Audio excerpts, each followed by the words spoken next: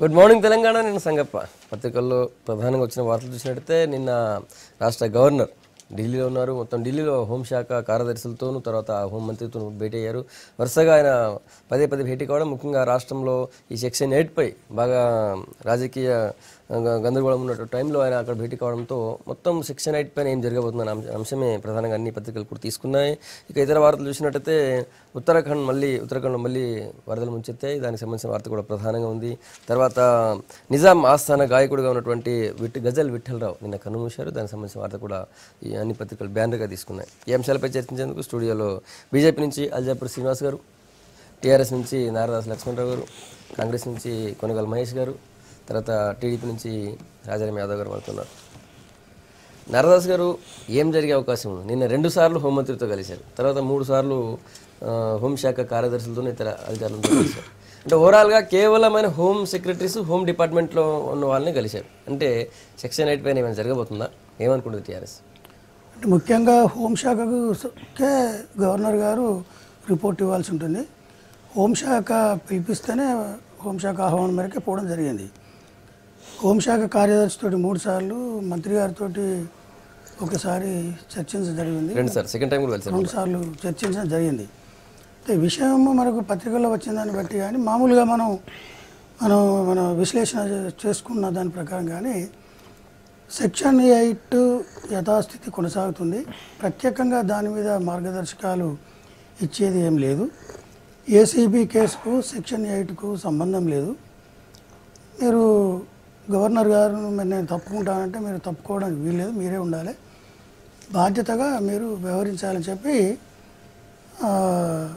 రాజ్నాథ్ సింగ్ గారు, మంత్రి గారు చెప్పినట్టుగా మనకు అన్ని పేపర్లో వచ్చింది. కాకపోతే ఒత్తిళ్ళు, గవర్నర్ గారిని తప్పించాలని ఒత్తిళ్ళు కానీ ఇంకా రకరకాల ఉంటాయి ప్రయత్నాలు. కానీ కేంద్రము ఈ విషయంలో చాలా విచక్షణను పాటిస్తూ ముందుకు పోతుంది అని మనం భావించవచ్చు. అయితే స్టేటస్ రిపోర్ట్ గురించి తెలుసుకోవడానికి కేంద్ర హోంశాఖ గవర్నర్ గారిని ఆహ్వానిస్తే గవర్నర్ గారు టోటల్ ఇక్కడ జరుగుతున్న ఏసీబీ కేసు, సెక్షన్ 8కు సంబంధించిన రాద్ధాంతం, ఇక్కడ ఏంటిది అనేటువంటి వాస్తవ రిపోర్టు ఇస్తే ఇక సెక్షన్ 8 యొక్క ప్రస్తావన అక్కర్లే అనే విధంగా రాజ్నాథ్ సింగ్ గారు చెప్పినట్టుగా మనకు కనబడుతుంది. ఎన్నోసార్లు చర్చించుకున్నాం, మళ్ళీ చర్చించుకున్నాం. ఎప్పుడు చర్చించుకున్నా సెక్షన్ 8ను ఇక్కడ ఇప్పుడు ప్రత్యేకంగా అమలు చేయాల్సినటువంటి పరిస్థితులు ఉత్పన్నం కాలే. సెక్షన్ 8 అనేది విభజన చట్టంలో ఉంది. రాజ్యాంగం లోపల అనేక చట్టాలు ఉన్నాయి, సెక్షన్లు ఉన్నాయి. ఎమర్జెన్సీ పెట్టాలని ఉన్నది, కానీ ఎప్పుడు పెట్టాలి? ఆ పరిస్థితి ఉత్పన్నమైనప్పుడు. గవర్నర్ పరిపాలన పెట్టాలని ఉన్నది. సెక్షన్ 8 ఉన్నా లేకున్నా ఒక రాష్ట్రం లోపల శాంతి భద్రతలు క్షీణించినప్పుడు ఆ రాష్ట్రంలో ఉన్న ప్రజల మీద కానీ, ఆ రాష్ట్రంలో ఉన్న వేరే ప్రాంతాల ప్రజల హక్కులకు, శాంతికి, రాష్ట్రపతి పాలన పెట్టే పరిస్థితి వస్తే పెట్టచ్చు. ఆర్థిక ఎమర్జెన్సీ కూడా పెట్టచ్చు. ఇవన్నీ ఉన్నాయి. 302 ఐపీసీలో 302 సెక్షన్ ఉంది. మర్డర్ చదివితే పెట్టాలన్నది. ఇవన్నీ ఉన్నాయి కదా అని చెప్పి లేకముందే పెట్టాలి అనేటువంటి వాదన ఇప్పుడు వస్తుంది. కనుక అది అసలు విషయాన్ని పక్కకు పెట్టి కొసరి విషయాన్ని ఎజెండాలకు తీసుకొచ్చి అవినీతికి అశాంతి రంగు పులిమి ఇదంతా కూడా జరుగుతున్నటువంటి వ్యవహారంగా దీన్ని కేంద్రము చాలా జాగ్రత్త వివరిస్తుంది. కేంద్రం 2 రాష్ట్రాలకు కేంద్రమే, ఒక్క ఆంధ్రప్రదేశ్కే కేంద్రం కాదు. తెలంగాణకు కేంద్ర ప్రభుత్వమే, ఆంధ్రప్రదేశ్కి కేంద్ర ప్రభుత్వమే. బ్యాలెన్స్డ్గా ఉంటుంది. తర్వాత 1,00,000 రూపాయల కేసు లోపలనే బంగారు లక్ష్మణ్ గారి లాంటి పెద్ద నాయకుడిని ఆ రోజు ప్రయత్నం చేయలేదు, ఆయన శిక్షను తప్పించుకోలే. అంటే 1,00,000 రూపాయల కేసు లోపలనే బంగారు భవిష్యత్తు ఉన్నటువంటి బంగారు లక్ష్మణ్ గారిని అప్పుడు తప్పుకున్నటువంటి పరిస్థితుల్లో ఇప్పుడు ఒక 5 కోట్లు ఒక ఎమ్మెల్సీ ఓటు కోసం పెట్టిరు అని మనకు ఆడియోలు, వీడియోలు, రకరకాల విషయాలు. వీరిని కాపాడడానికి కేంద్రం ప్రయత్నం చేస్తానంటే అది అట్లా పోతుందంటే నేను అనుకోవడం లేదు. మహేష్ గారు, మీకేమనిపిస్తుంది గవర్నర్ నిన్న భేటీలు చూస్తుంటే? గవర్నర్ గారు ఓటావటిన ఢిల్లీ వెళ్ళడం అంటే కొంత ప్రాధాన్యత. ఎందుకంటే ఇప్పుడు ఆయన పేరు మీదనే మొత్తం సెక్షన్ 8 కానీ గవర్నర్ ఆయన విచక్షణ వాడట్లేదని అవతల రాష్ట్రంలో అధికారంలో ఉన్న టీడీపీ పార్టీ ఆరోపిస్తుంది. కాబట్టి ఆయన వెళ్ళడం కొంత ప్రాధాన్యతనే చూడాల్సిన అంశంతో పాటుగా ఒక దశలో నజ్మా హెప్తుల్లా అనే మాజీ కాంగ్రెస్ లీడర్, ఇప్పుడు బీజేపీలో ఉన్నటువంటి లీడర్ని కూడా గవర్నర్గా గెజెట్ నోటిఫికేషన్ ఇష్యూ చేస్తున్నారనే ప్రచారం కూడా జరిగింది కొన్ని నేషనల్ ఛానల్లో. సో అట్లాంటి పరిస్థితులలో గవర్నర్ గారు వెళ్ళడం అంటే ఈ తెలంగాణ సమాజం అంతా కూడా నిజంగా మరి సెక్షన్ 8 మీద భయాందోళనకర వాతావరణంతో ఎదురు చూసే పరిస్థితి వచ్చింది. నిజానికి ఆ భయాందోళనకరమైన వాతావరణం నిజానికి సెక్షన్ 8లో ఏం లేదు. మరి దాన్ని కృత్రిమంగా ఎందుకు సృష్టిస్తున్నారో అర్థం కానటువంటి పరిస్థితి. ఇక్కడ ఉన్నటువంటి నాయకులు వాళ్ళ వాళ్ళ స్వార్థ రాజకీయాల కోసం సెక్షన్ 8 ఏం చెప్తుంది, 4 ముక్కలు. ఒకటి, అపాయింటెడ్ డే నుంచి ఇక్కడ ఉన్న ప్రజల, అంటే కేవలం ఆంధ్రప్రదేశ్ ప్రజలే కాదు, ఇక్కడ ఉన్న రాజస్థానీలు, గుజరాతీలు, మరాఠీలు ఎవరున్నా వాళ్ళందరికీ, కామన్ క్యాపిటల్ ఏరియాలో ఉన్న వాళ్ళందరి లైఫ్, ప్రాపర్టీ, వాళ్ళకి లిబర్టీ, ఈ 3 విషయాల్లో గవర్నర్ ఒక స్పెషల్ రెస్పాన్సిబిలిటీ తీసుకుంటాడని, అది డిశ్చార్జ్ చేసే క్రమంలో కౌన్సిల్ ఆఫ్ మినిస్టర్ అంటే తెలంగాణ మంత్రిమండలి సలహా తీసుకుంటాడని, ఒకవేళ ఆయన దాంతో విభేదిస్తే, ఆ సలహా నిర్ణయంతో విభేదిస్తే ఆయన విచక్షణ మేరకు నిర్ణయం తీసుకోవచ్చు, దాన్ని ఎవరు ప్రశ్నించకూడదని, తర్వాత ఇద్దరు సలహాదారులు కేంద్రం నుంచి అపాయింట్ చేయబడిన సలహాదారుల సూచనల మేరకు ఆయన నడుచుకుంటారని. ఇవి 4 పాయింట్లు సెక్షన్ 8లో ఉన్నాయి. ఒకవేళ సెక్షన్ 8 ముందు నుంచి కాంగ్రెస్ పార్టీ ఒకటే అంటుంది, సెక్షన్ ఈ పునర్విభజన చట్టంలో ఉన్నటువంటి అన్ని సెక్షన్లు ఎలాగైతే ఇంప్లిమెంట్ అవుతున్నాయో సెక్షన్ 8 కూడా ఇంప్లిమెంట్ అవుతున్నట్టే. విచక్షణ ఎప్పుడు వాడాలి, ఎప్పుడు వాడకూడదు అనేది గవర్నర్ పరిధిలో ఉన్నటువంటి అంశం. ఆ అంశం నుంచి డివియేట్ అయ్యి ఖచ్చితంగా ఇంప్లిమెంట్ చేయాలని అవతల పార్టీ డిమాండ్ చేయటం, అమల్లో ఉన్నదాన్ని డిమాండ్ చేయమని కోరటం ఒక హాస్యాస్పదం అయితే, దానివల్ల నిజంగా అమలు ఇప్పుడున్న స్టేటస్ కో వల్ల కానీ, లేదంటే ఇంకా గవర్నర్ నేను విచక్షణ అధికారం తీసుకుంటా అని చెప్తే అట్లాంటి సంఘటన వస్తే తీసుకుంటాడు. లేదు స్పెషల్గా ఆయన జోక్యం చేసుకునేటట్టుగా సెక్షన్ 8 ఎక్కడ కూడా రాజ్యాంగాన్ని అతిక్రమించి ఇచ్చిన వెసులుబాటు ఏం లేదు. కాబట్టి ఇది రాజ్యాంగ అతీతంగా అయినటువంటి సెక్షన్ కూడా కాదు. అంటే అరుణ్ జైట్లీ గారు అన్నంత ఇదిగా కూడా ఇక్కడ లేదు. ఇక్కడ ఉన్న ఇమోషన్స్ మేరకు ఆ రోజు పెట్టడం జరిగింది. సో ఈ తెలంగాణ ప్రభుత్వం ఒకవేళ సెక్షన్ 8 ఇంప్లిమెంట్ చేస్తా అంటే, ఇంప్లిమెంట్ అవుతుంది సార్ అంటే మళ్ళీ ఇంప్లిమెంట్ చేస్తా అంటే నేను ప్రభుత్వాన్ని రద్దు చేస్తానని, లేదా ఢిల్లీని ముట్టడిస్తానని. సో ఇక్కడ ఉన్నటువంటి అంటే రాబోయే జిహెచ్ఎంసీ ఎన్నికలు, వరంగల్లో జరగబోయే ఎంపీ ఎన్నికలు, వీటన్నిటికీ వాళ్ళకి అనుకూలమైనటువంటి వాతావరణాన్ని ఉపయోగించుకోవడానికి దీన్ని వాడుతాను. ఈ సందర్భంలో గవర్నర్ గారు దీని మీద పోయిందని నేను అనుకోవట్లేదు. ఆయన మీద ఆంధ్రప్రదేశ్ ప్రభుత్వం కానీ మంత్రులు కానీ చేస్తున్నటువంటి నీతి బాహ్యమైన ఆరోపణలు ఏవైతే ఉన్నాయో, అంటే గవర్నర్ గిరిని అప్పుడు ఎన్టీఆర్ గారు 6th ఫింగర్ అన్నప్పటి నుంచి ఈ రోజు వరకు గవర్నర్ గిరి జరుగుతున్నటువంటి అలజడి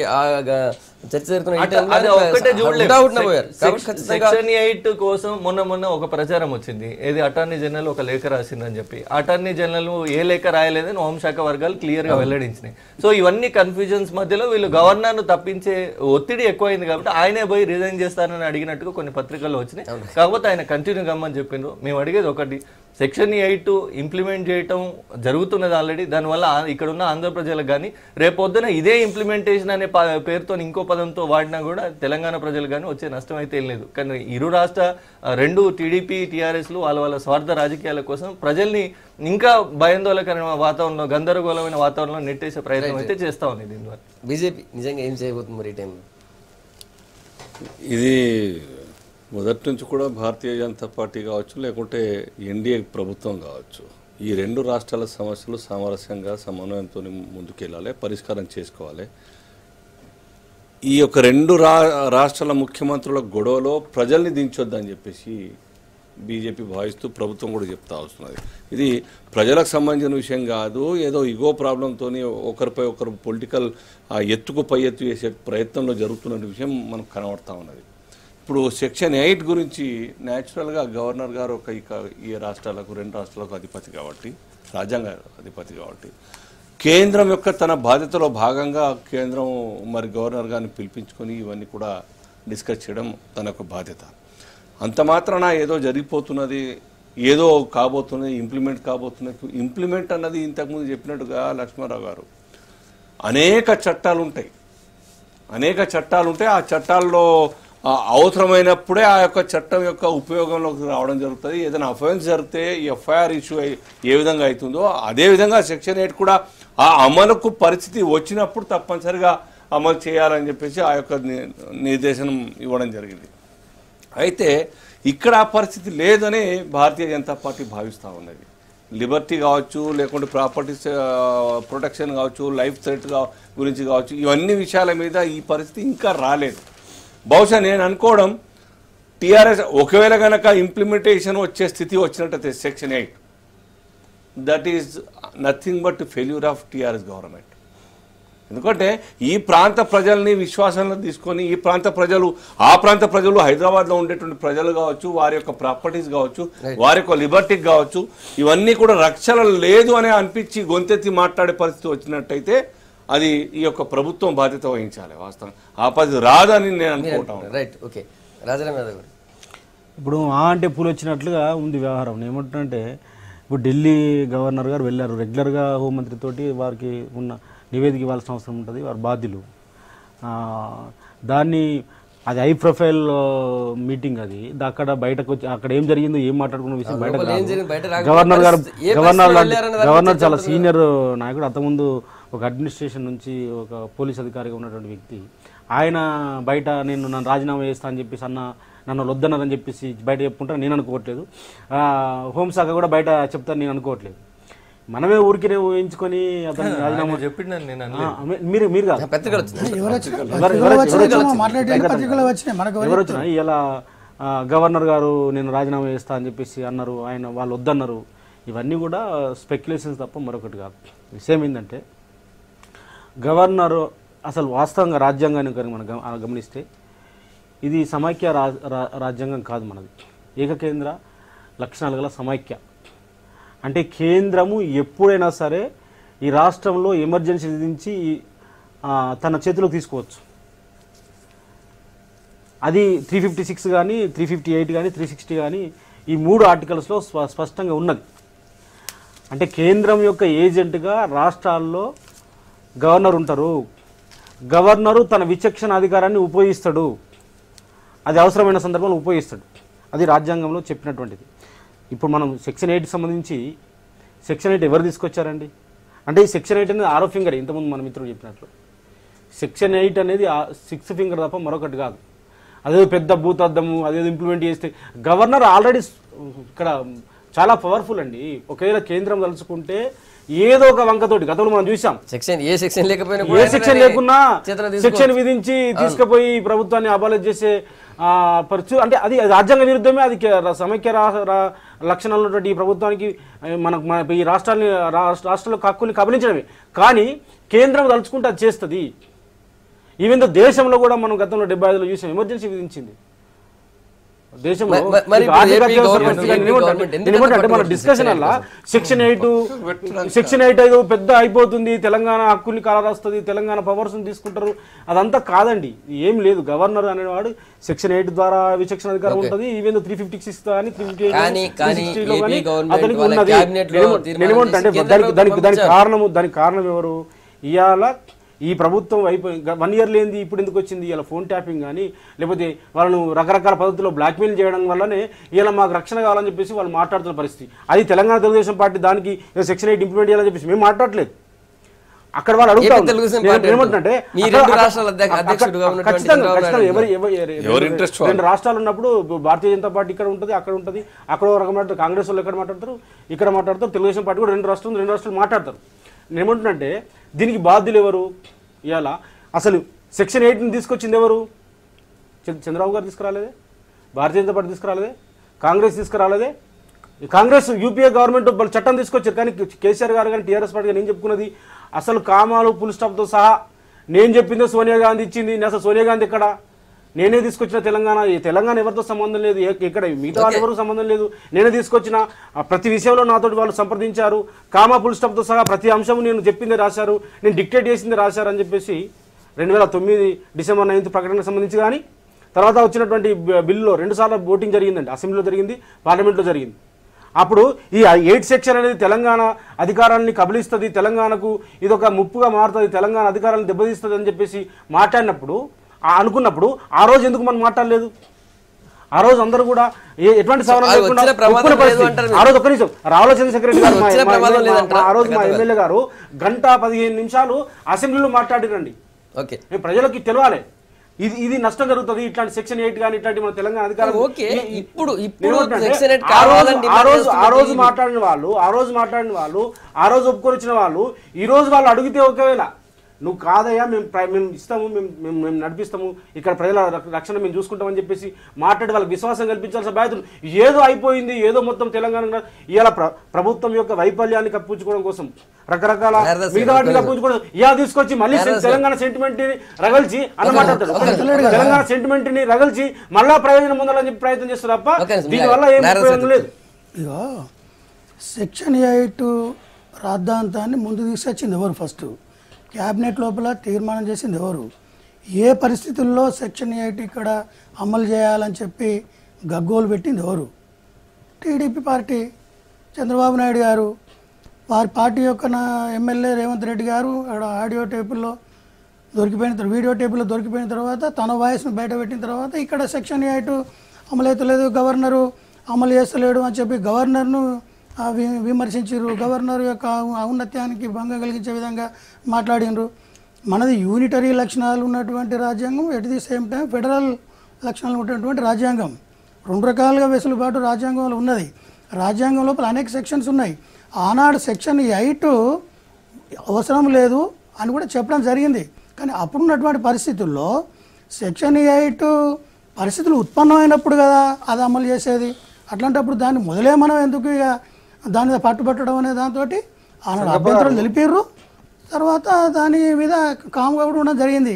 ఇవాళ కూడా సెక్షన్ 8 ప్రస్తావన టీఆర్ఎస్ పార్టీ తెలంగాణ ప్రభుత్వం తీసుకురాలే.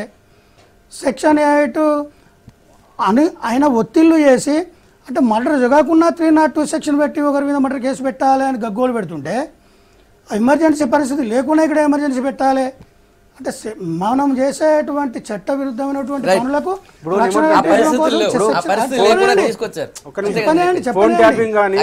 ఫోన్ ట్యాపింగ్ కాదు, అది రికార్డింగ్. అది ఫోన్ ట్యాపింగ్ ఎవరిది? అది చంద్రబాబు నాయుడు గారి ఫోన్ కాదు. చంద్రబాబు నాయుడు గారు వేరే ఫోన్ తోటి స్టీఫెన్సన్ గారి ఫోన్లో మాట్లాడిండు. అది ట్యాపింగ్ కాదు అని తేలిపోయింది, అది రికార్డింగ్. స్టీఫెన్సన్ ఇచ్చిన తర్వాత ఏసీపీ వాళ్ళు రాజారాం యాదవ్ కైనా, లక్ష్మణ్ కైనా, మహేష్ కైనా, ఎవరికైనా అమలు చేయాలి, పరిస్థితి లేకుండా అమలు చేయాలని చెప్పి తీర్మానాలు చేసింది. సెక్షన్ 8 వద్దంటే వివిధ చట్టాన్ని ఒప్పుకోమని చెప్పి మాట్లాడింది. చట్టం ఎవరికి చుట్టం కాదు. చట్టం ఎవరికైనా చట్టమే అన్న. ఒక్క నిమిషం, చట్టం ఎవరికైనా చుట్టం కాదు, అందరూ సమానం. ఇవాళ రేవంత్ రెడ్డి గారికి అదే వర్తిస్తుంది, కేసీఆర్ గారికి అదే వర్తిస్తుంది, చంద్రబాబు గారికి అదే వర్తిస్తుంది. ఇది కొత్తగా ఇది ఒక్కటే కేసు కాదు. అంతకుముందు చాలా మంది జైలుకు పోయినరు, చాలా జరిగినాయి. మన జగన్మోహన్ రెడ్డి గారు పోయినరు, మధు కూడా పోయినరు, జయలలిత కేసు విషయం చాలా ఉన్నాయి. ఇలా ఏదో అయిపోతుంది, ఎలా మీరు పెట్టినరు అది వాస్తవం కాదో తెలుస్తుంది. ఇలా ఓటుకు నోటు వ్యవహారం ఏమో అది జరిగింది వాస్తవము. ఫోన్ ట్యాపింగ్ సంబంధించి మాట్లాడితే అదేంది మేము రికార్డ్ చేసి ఇప్పుడు మే 23వ తారీఖు నాడు ఆంధ్రప్రదేశ్ సంబంధించిన ఐజీ గారు హోంశాఖకు రిపోర్ట్ చేశారు. మాకు సంబంధించి ఫోన్ ట్యాపింగ్ ఇది ఎప్పుడు మే 30 తారీఖు నాడు రేవంత్ రెడ్డి గారి ఎపిసోడ్ జరిగింది. 30-31 ఏది వారిని అరెస్ట్ చేయడం, ఎఫ్ఐఆర్ బుక్ చేయడం. అది మే 23వ తారీఖు నాడే ఫోన్ ట్యాపింగ్ సంబంధించి మా ఫోన్ ట్యాప్ అవుతున్నాయని చెప్పేసి ఒక చంద్రబాబు గారిదే కాదు చాలా మంది సంబంధించిన ఆంధ్రప్రదేశ్ సంబంధించిన మంత్రులు, ఎమ్మెల్యేలు, నాయకులు జరుగుతూ ఉన్నాయని చెప్పేసి వారు చెప్పారు. అంటే ఇది ఎప్పటి అంశము? ఇది ఫోన్ ట్యాపింగ్ అనేది చాలా ఏం చేస్తారంటే ఏదో ఓటు నోటు కేసును పక్కదారి పట్టించడం కోసము, రేవంత్ రెడ్డి గారి కేసును పక్కదారి పట్టించడం కోసము, చంద్రబాబు గారు తను రక్షించుకోవడం కోసము ఇది తీసుకొచ్చారని చెప్పేసి మాట్లాడుతున్నారు. కానీ అది వాస్తవం కాదు. ఫోన్ ట్యాపింగ్ జరుగుతుందని చెప్పేసి మే 23వ తారీఖు నాడే అక్కడ ఐజీ కేంద్రానికి నివేదిక ఇవ్వడం జరిగింది. మా ఫోన్లు ట్యాప్ చేస్తుండని చెప్పేసి.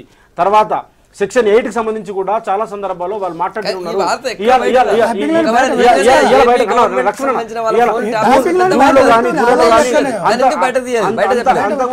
అంతకుముందు కూడా వారు బాబు గారు అక్కడికి లెటర్ రాశారు కేంద్రానికి, మాకు సంబంధించినటువంటి మాకు ఇక్కడ ఉన్నాయి కొన్ని ఇబ్బందులు వాళ్ళు రాసి ఉన్నారు. అవి వీరు వ్యతిరేకిస్తున్నారు. శర్మ గారు వ్యతిరేకించినట్టుగా మనం చూసాం. మన తెలంగాణ సీఎంకి సంబంధించిన వారు అంటే అది జరుగుతూ ఉన్నది. ఇవాళ ఈ ఇష్యూతో బయటకు వచ్చిండొచ్చు తప్ప అది జరుగుతూ ఉన్నది. ఏదో ఈ ఇష్యూస్ని పక్కదారి పట్టించడం కోసము తీసుకొచ్చిన తప్పు. ఇవాళ ఫోన్ ట్యాపింగ్లో లక్ష్మణ్ గారు రాజీనామా చేశారు, ఇంకొకరు రాజీనామా చేశారు, ఇంకొకరు జైలుకోరు అని చెప్పి చెప్తా ఉన్నారు అవినీతి కేసులో. అట్లనే ఫోన్ ట్యాపింగ్ కేసులో కూడా మన కర్ణాటక ముఖ్యమంత్రి రామకృష్ణ హెగ్డే రాజీనామా చేశారు. అమెరికా ప్రెసిడెంట్ నిక్సన్ కూడా పదవి పోయింది. రైట్ ఇలా అది కూడా మనం చూడాలి. మీరు ఫోన్ ట్యాప్ చేశారు, అంతకుముందే మీరు కంప్లైంట్ చేసాం మీరు అంటున్నారు. రైట్, ఫోన్ ట్యాపింగ్ గురించి కొంచెం అంటే నాకు నా పరిధిలో ఉన్న నాలెడ్జ్ చెప్తాను. 2013 టెలిగ్రాఫిక్ యాక్ట్ ఇందులో ఇన్వాల్వ్ అవుతుంది. ఫోన్ ట్యాపింగ్ అనే వ్యవహారం ఆ యాక్ట్ ప్రకారం డీల్ చేయాల్సి వస్తుంది. 2013లో ఒక అమైండ్మెంట్ వచ్చింది. ఆ అమైండ్మెంట్ 5(2) క్లాస్ 2 ప్రకారం ఏం చెప్తుందంటే, దానివల్ల రామకృష్ణ హెగ్డే గారు నిక్సన్ కూలిపోయినప్పటి చట్టాలు ఇప్పుడు లేవు, చాలా లిబరల్ అయిపోయినాయి చట్టాలు. వాళ్ళ ఆయుధాల కోసం, వాళ్ళ అవసరాల కోసం, వాళ్ళని ప్రొటెక్ట్ చేయడం కోసం, లేదా ఇంకేమైనా ప్రత్యేకమైన పరిస్థితుల్లో ట్యాప్ చేస్తే కేంద్ర హోంశాఖ కార్యదర్శికి కనుక నోటీస్కి అది వెళ్తే అది నిజమే అని రివ్యూబడి అయితే మాత్రం 48 గంటలలో అంటే 2 రోజుల్లో దాన్ని డిమాలిష్ చేయమంటారు. ఏదైతే ట్యాపింగ్ వ్యవస్థను వాళ్ళు ఏర్పాటు చేశారో దాన్ని డిమాలిష్ చేయమని అడుగుతారు. మహా అయితే ఎక్స్ప్లెనేషన్ అడుగుతారు. ఇప్పుడు ప్రభుత్వాలు కూలిపోయేంత కఠిన చట్టాలు ఏం లేవు. మరి బహుశా చాలా మంది ఫోన్ ట్యాపింగ్ మీద ప్రభుత్వాలు కూలిపోయినాయి, ఇది కూడా కూలిపోతుంది అనే మాట చెప్తా ఉన్నారు. ఒకవేళ జరిగి ఉంటే కనుక ఏది ఇప్పుడు రేవంత్ రెడ్డి గారు దొరికిండు కళ్ళ ముంగట నోట్ల కట్టలతో, అది తెలంగాణ ప్రజలందరూ గమనించారు. రేవంత్ రెడ్డి కొండానికి పోయిండు పోయారు. తర్వాత చంద్రబాబు నాయుడు గారు హలో బ్రదర్ అని మాట్లాడిన మాటలన్నీ విన్నారు ప్రజలు. మీరు కూడా అట్లా ఏమైనా ట్యాపింగ్ ఆధారాలు ఉంటే ఇవి టెక్నికల్ ఎవిడెన్స్లన్నీ పేపర్ అంతా ప్రజల ముందు పెట్టండి. వాళ్ళు తప్పనిసరిగా తెలంగాణ ప్రభుత్వం ఒకవేళ ఆ తప్పు కనుక చేసి ఉంటే ప్రజలే వాళ్ళ కోర్టులో శిక్షిస్తారు. సరే, కోర్టులు న్యాయస్థానాలు మీరన్న ప్రభుత్వాలు ఎట్లాగో పడిపోయే అవకాశం లేదు కాబట్టి కనీసం ప్రజల దృష్టిలోనన్నా వాళ్ళు చేసిన తప్పుకు దోషులుగా మిగులుతారు. మీరు అది చేయకుండా ఎంతసేపు మేము పట్టిన కుందేలకు 3 కాళ్ళని వాదన చేయటం అని తప్పు ఒకటి. రెండోది, మీరు అన్నారు చంద్రబాబు నాయుడు గారు ఇండియా టుడేకి CNN IBN 2 ఛానళ్ళకి ఇంటర్వ్యూ ఇస్తూ నాకు గనక నోటీసులు ఇస్తే that will be the last day for his government, Chandrashekhar Rao government. ఇక్కడ TRS అధికారంలో ఉండొచ్చు, కానీ ప్రజాస్వామ్య విలువల గురించి ఒక విస్తృత అభిప్రాయంతో మాట్లాడాల్సిన అవసరం ఉందని నేను అనుకుంటున్నాను. మీరు ఒకవేళ ప్రభుత్వాన్ని కూల్చే అంత పెద్ద ఆధారాలు ఉంటే ఇంతవరకు చంద్రబాబు నాయుడుకు అందుబాటులో ఉన్న మీడియా చాలా ఉంది, అందుబాటులో ఉన్న ఛానళ్ళు చాలా ఉన్నాయి. గవర్నర్ బంగ్లాలో కెమెరాలు పెట్టి అక్కడ జరిగే వ్యవహారాలను చిత్రీకరించగలిగే సామగ్రి ఉన్నటువంటి వ్యక్తులు చాలా మంది చంద్రబాబు నాయుడు గారి కన్సర్న్లలో మెలుగుతూ ఉంటారు.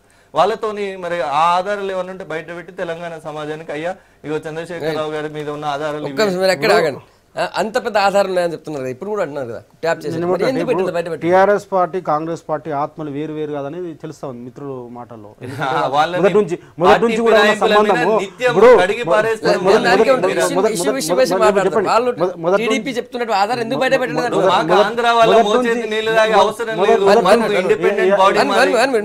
మొదటి నుంచి ఉన్న అనుబంధం, మొదటి నుంచి ఉన్న సంబంధం, మొదటి నుంచి ఉన్న ప్రేమ ఇలా బయటపడుతూ ఉన్నది. ఒక ముఖ్యమంత్రిని నేను అరెస్ట్ చేస్తా, జైలుకు పంపిస్తా, తప్పుకోలేవు అని చెప్పేసి ఇష్టమైనట్లుగా మాట్లాడిన వ్యక్తి గురించి మాట్లాడతలేడు. కానీ ఇవాళ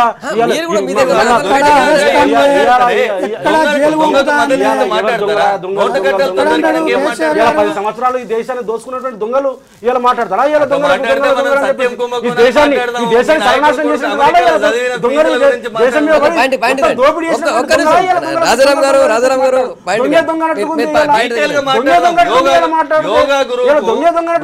రైతుల దగ్గర నుంచి భూములు 400 ఎకరాలు యోగా గురువుకు రాసిచ్చిన చరిత్ర కూడా మాట్లాడదాం. టీడీపీ నన్ను ప్రియాంక కలిసింది,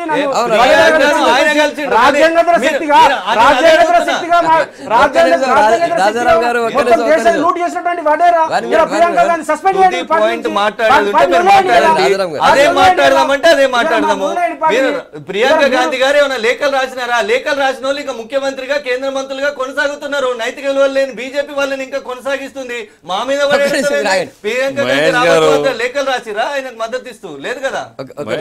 మహేష్ గారు, మీరు అనవసరంగా ఏమి కానప్పుడు అనవసరంగా మాట్లాడడం కరెక్ట్ కాదు. కాంగ్రెస్ పార్టీ చరిత్ర గురించి భారతీయ జనతా పార్టీ బీజేపీ చెప్పేంత స్థాయి బీజేపీ చెప్పే కామెంట్ చేసే స్థాయి మాట్లాడకుండా నువ్వు రాబర్ట్ వాద్రా గురించి మాట్లాడితే అల్టిమేట్ గా నేను బీజేపీ గురించి మాట్లాడాల్సి వస్తుంది. మళ్ళీ ఆయన ఇన్వాల్వ్ అయితే మీరు చెప్పాల్సిన పక్క జరుగుతాయి. ఒక్క నిమిషం అన్నా, మీరు మాట్లాడండి. మీరు మాట్లాడండి దయచేసి. టీడీపీ నుంచి క్లారిటీ మేము అడుగుతా ఉన్నాం. రాజారాం గారు, ఏపీ గవర్నమెంట్ దగ్గర పూర్తి ఆధారాలు అన్ని బయటపడతాయండి, అన్ని బయటపడతాయి. ఇలా తెలంగాణకు సంబంధించిన నాయకుల ఫోన్ ట్యాపింగ్ చేసిన విషయాలు కానీ మొత్తం అన్ని విషయాలు బయటపడతాయి. ఇలా ఒక్క రోజుతో కాదు కదా, ఇలా ప్రారంభించిండ్రు, ఇది అంతం కాదు కదా. ఇలా రోజు ఒకటి అన్ని బయటపడతాయి. నీతి గురించి శాసనసభ నాయకుడు మీ ఉపనేత అరెస్ట్ అయ్యి జైల్లో ఉంటే కనీసం మీరు ఈ ఆధారాలు బయట పెట్టి ఇగో ఇది అని వాస్తవం అసహించుకుంటున్నారు. టీడీపీ అన్న రేవంత్ రెడ్డి రెడ్డి అన్న ఈ రోజు ప్రజలలో ఉన్న ఎలా నువ్వు స్థాయికి మించి మాట్లాడకు మహేష్, ఎలా నువ్వు ఎలా స్థాయి గురించి మాట్లాడకు, ఇలా స్టూడియోలో కూర్చున్నా అని చెప్పేసి నీ స్థాయి గురించి మాట్లాడకు. రేవంత్ రెడ్డి గురించి పార్టీ మొత్తం అదనే చెప్పండి, రేవంత్ రెడ్డికి మాకు సంబంధం లేదని చెప్పండి, మా పార్టీ సభ్యుడు కాదు ఇప్పటి నుంచి సస్పెన్షన్ అని చెప్పండి, ఆ నోట్ల కట్టలు మావి కావని చెప్పండి, అవన్నీ చెప్పాలి కదా మీరు. చెప్తున్నాం కదా, మేము చెప్తున్నాం మీ నాయకుడు కేసీఆర్ గారు మీ ఇద్దరు కలిసి అరెస్ట్ చేసిరని చెప్పేసి మీ నాయకుడే కదా. ఇలా కాంగ్రెస్ పార్టీ ఇలా టీఆర్ఎస్ వేరు కాదని ఇలా చాలా సందర్భాల్లో మీ జనరేట్ చెప్తుంది కదా మొన్న, అరే మీరు మాట్లాడకురా పోయి అట్లా మాట్లాడద్దని చెప్పేసి బట్టి విక్రమార్క మాట్లాడితే బట్టి విక్రమార్క మాట్లాడితే నోట మాట్లాడగా అని చెప్పేసి బెదిరించింది కానీ రహస్యంగా మీటింగ్ జరిపోయినాడు మీ నాయకుడు ఎర్రపల్లి దయాకర్ రావు గారు.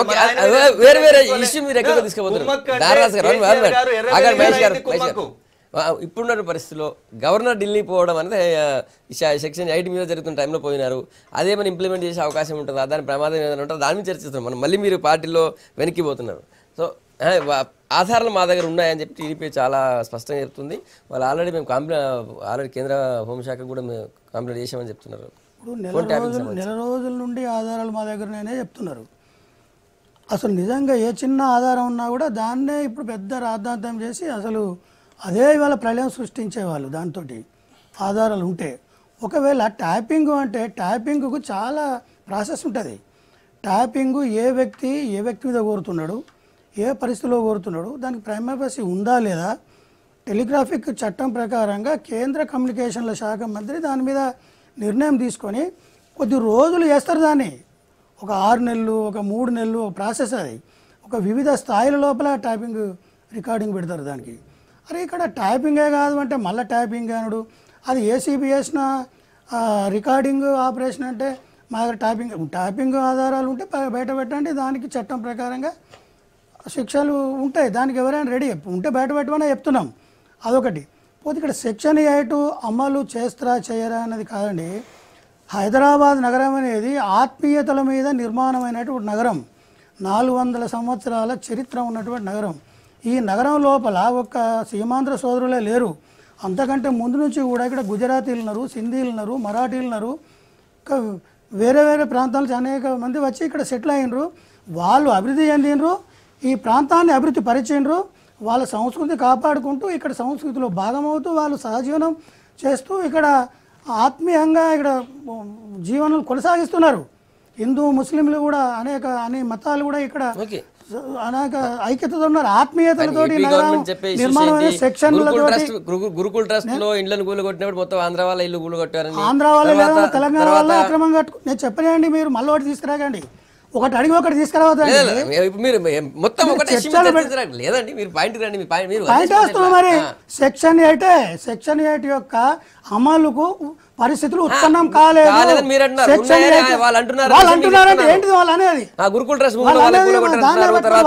గవర్నమెంట్ ఆఫీషియల్ లేదా సెకండ్ షెడ్యూల్ ఉన్నటువంటి ఆఫీసుల ఇష్యూలో కూడా వాళ్ళు డిస్టర్బెన్స్ అంటున్నారు. ఉంటే మరి అమలు చేయని గవర్నర్ గారు చేస్తారు కదా, కేంద్రం ఆదేశిస్తుంది కదా. చేయట్లేదు అంటున్నారు. కేంద్రం ఆదేశిస్తుంది కదండి. సెక్షన్ 8 అమలు వారే చెప్పారు కదా, గవర్నర్ లేదు ఎవరు లేదు, కేంద్రం పవర్ఫుల్, కేంద్రం ఇప్పుడు ఏదైనా చేయొచ్చు అని రాయరాం చెప్పారు కదా. మరి చేస్తుంది కేంద్రము. నేను అనేది ఏంటంటే మనము ప్రిన్సిపల్స్ మాట్లాడుకుందాం. సెక్షన్లతోటి, భయాలతోటి, నిబంధనలతోటి, చట్టాలతోటి ప్రజలను కలిపి ఉంచడం అసాధ్యం. ఆత్మీయతోటి, అనుబంధాలతోటి, సోదరభావంతో, సమానత్వంతో మనం నిర్మాణం చేయడం జరుగుతుంది. నేను అదే చెప్తున్నా. సెక్షన్ 8 పెట్టి ఇక్కడ ఏదో బాగా చెప్పారు. సెక్షన్ 8 కనుక అమలు చేసే పరిస్థితి ఇక్కడ వస్తే ఆ ప్రభుత్వం యొక్క ఫెయిల్యూర్ అన్నారు. బాగా చెప్పారు. అది పరిపాలన చాలా సెక్షన్ 8 అని. ఇప్పుడు ఇక్కడ ఒక్క ప్రాంతం ప్రజలే లేరు, వివిధ రాష్ట్రాల ప్రాంతాల ప్రజలు ఉన్నారు, సీమాంధ్ర సోదరులు కూడా ఇక్కడ ఉన్నారు. కాకపోతే ఒక ఉద్యమం జరిగింది, వెళ్ళిపోవాలని అయిపోయింది. ఎక్కడైనా ఏమైనా తర్వాత మా మీద ఏమైనా కక్ష సాధింపులు ఉంటాయో, మా ఆస్తులని, మా వ్యాపారాలని, మా సంస్థలని అనే దాంతో అప్పుడు కొంతమంది భయాందోళన వ్యక్తం చేసినప్పుడు అది పెట్టవలసి వచ్చింది, పెట్టిర్రు. అది సెక్షన్ అది అమల్లో ఉన్నది. దాన్ని అమలు చేసేటువంటి పరిస్థితులు కలవరం చెందలేదు. సెక్షన్ 8 పెట్టాలి అంటే ప్రతిఘటిస్తాం అని అనవలసి వస్తుంది. దీక్ష చేస్తామని లేకున్నా చెప్పాను. కూడా అంటే లక్ష్మణరావు గారు, దీక్ష చేస్తామని కేసీఆర్ ఆడియో టేపులు ఉన్నాయా, వీడియో టేపులు ఉన్నాయా? ముఖ్యమంత్రి ఇక్కడ సేఫ్ జోన్ లో ఉన్నారు. ఏది లేదు కదా. తెలంగాణ అంటారండి లేని పరిస్థితులను ఉన్నవిగా భావించి ఒక నోటుకు ఓటు కేసు ముందుకు వచ్చిన తర్వాత పెట్టాలి అని నన్ను అరెస్ట్ చేస్తే ప్రభుత్వం కూలిపోతుందని అన్నప్పుడు అట్లాంటి పరిస్థితులే వస్తే మేము దాన్ని ఎదుర్కొంటాం. పర్వతాన్నే ఎదుర్కొని తెలంగాణ రాష్ట్రం సాధించుకున్న ప్రజలు పలువురు ఇలాంటి సెక్షన్ 8 అనేది ఏంటంటే అది అమలు పరిస్థితి లేకుండా పెట్టినటువంటి ప్రజలు తిరస్కరిస్తారు.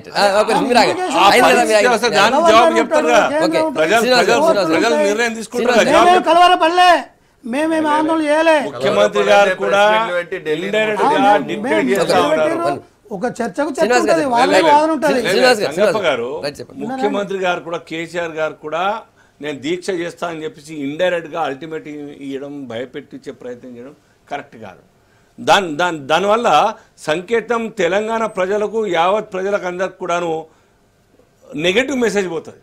ఎక్కడో జరుగుతున్నది, ఆయనలో ఏదో ఒక ఇల్ మోటివ్ ఉంది, ఇక్కడెక్కడ నష్టపరచాలనే ఉద్దేశం ఉన్నది కాబట్టి సెక్షన్ 8 అమలుకు అంగీకరిస్తలేని ముఖ్యమంత్రి గారు అని చెప్పి భయం పడతాయి ఇక్కడ ప్రజలు. అనేక మంది ఉన్నారు కదా, ఇంతకుముందు చెప్పినట్టుగా కాస్మోపాలిటన్ సిటీ అయిపోయింది.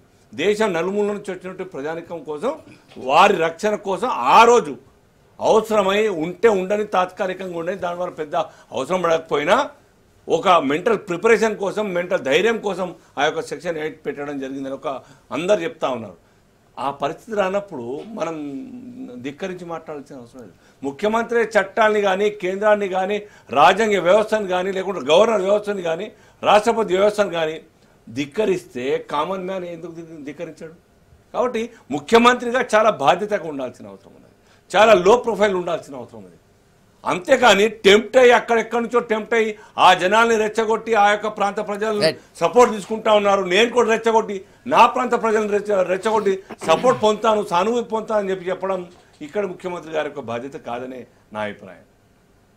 నిజానికి లక్ష్మణరావు గారు, ఈ సెక్షన్ 8 మీద గతంలో ఇది అప్పుడే విభజన జరిగిన టైంలో చాలా విస్తృత చర్చలు జరిగాయి. అప్పుడు నిజానికి సెక్షన్ 8 నిలబడుతుందా నిలబడదా అని ఆల్రెడీ రాజ్నాథ్ సింగ్ కూడా మాట్లాడే విషయం కూడా అవన్నీ వచ్చినాయి.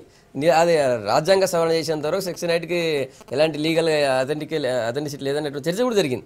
ఈ టైంలో ఈ ఆంధ్రప్రదేశ్ తీసుకొచ్చినటువంటి ఆ డిమాండ్ని మనం టెన్షన్ అయ్యి మరి ఈ మాటలను ఎందుకు అనాల్సి వచ్చింది మరి సీఎం గారు? నేను ఇంతకుముందు చెప్పాను, వారికంటే ముందే నేను చెప్పిన ఇక్కడ ఇప్పుడు అట్లాంటి మాటల ద్వారా ఇప్పుడు శాంతి భద్రతలకు, ఉద్రేకాలకు రెచ్చగొట్టి ఇప్పుడు అమలు చేసేటువంటి పరిస్థితులు తీసుకురావడానికి ఆ రాద్ధాంతం అంతా. కేసీఆర్ గారు ఇట్లా చూసిండ్రా, సెక్షన్ 8 అమలే వద్దన్నాడు, సెక్షన్ 8 ఉండొద్దనే అన్నాడు. అది చూసారా, సెక్షన్ 8 ఉండద్దంటాడు. సెక్షన్ 8 వేడుతుంటే మనకు సీమాంధ్ర సోదరులకు రక్షణ ఎక్కడిది అని మళ్ళా అని వాళ్ళ లోపల భద్రతాభావం.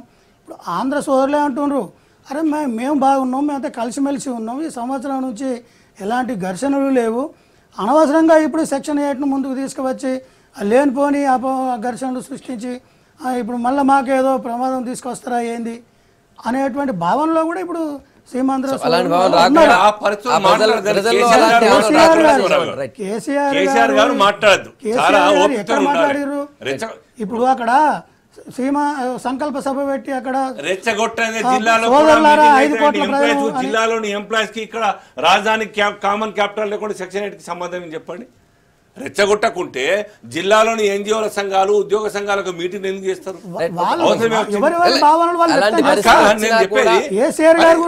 సందర్భం రాలేదు, అనవసరంగా దాన్ని చాలా ఆ సిచ్యువేషన్ రాలేదు, అందరూ తెలుసుకున్నాం, మేము కూడా మాట్లాడుతున్నాం. ఏది ఒక క్యాబినెట్ తీర్మానం చేసింది, మంత్రులు మాట్లాడుతున్నారు. లక్ష్మణ్ ఒక మాట, ఇప్పుడు సెక్షన్ 8 చంద్రబాబు నాయుడు గారు అనుకునే సెక్షన్ 8 ఇంప్లిమెంటేషన్ కావాలంటే మీరు అన్నట్టుగా 2/3 మెజారిటీతో పార్లమెంట్లో రాజ్యాంగ సవరణ బిల్లు పెట్టాల్సిన అవసరం వస్తుంది. ఎందుకు? శాంతి భద్రతలైన అంశం షెడ్యూల్ 7 ప్రకారం రాష్ట్ర పరిధిలోని అంశం.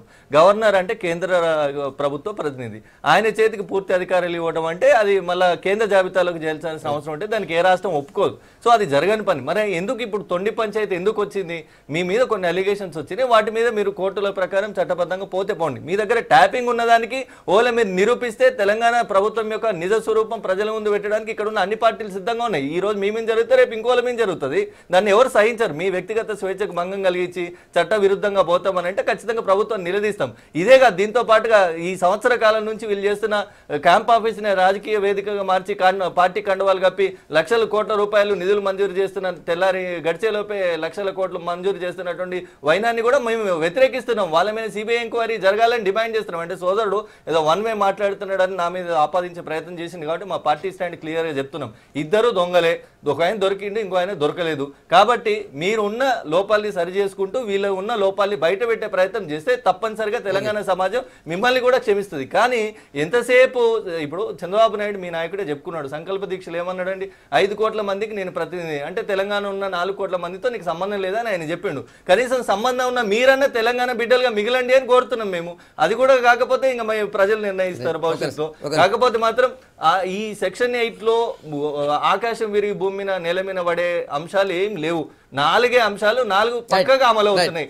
వాటి గురించి ఇప్పుడు సెక్షన్ 8 అనేది 6,000 మాత్రమే. పెద్దగా దాని గురించి రాద్ధాంతం చేసి ఏదో తెలంగాణ హక్కులు కాలు రాస్తాయి, తెలంగాణ ప్రజలకు నష్టం జరుగుతుంది అనే దాంట్లో కొంత హైదరాబాద్ రాజకీయ ప్రయోజనం తప్ప మరొకటి లేదు.